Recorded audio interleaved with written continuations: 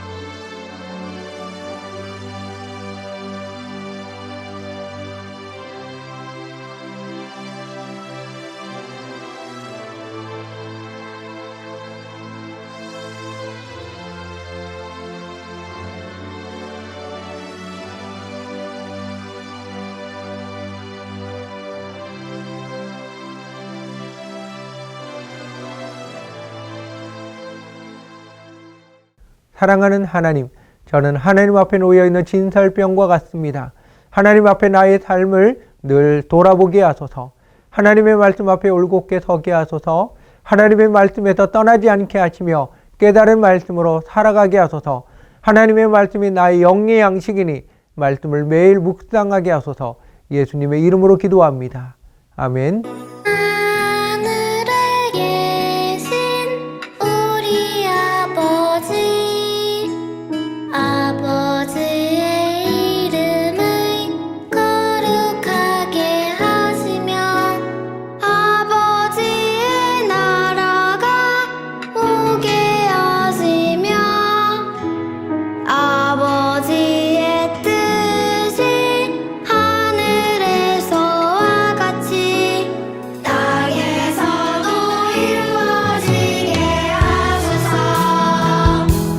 오늘 우리에게 일용할 양식을 주시고 우리가 우리에게 잘못한 사람을 용서하여 준 것 같이 우리 죄 용서하여 주시고 우리를 시험에 빠지지 않게 하시고 악에서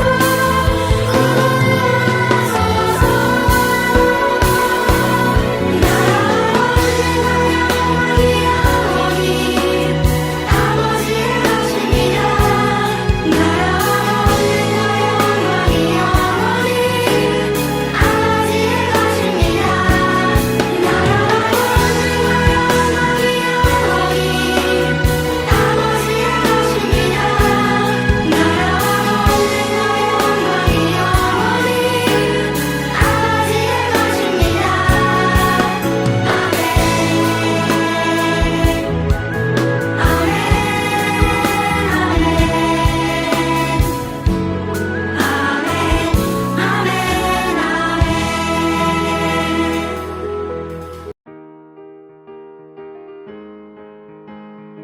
사랑의 나눔 시간입니다.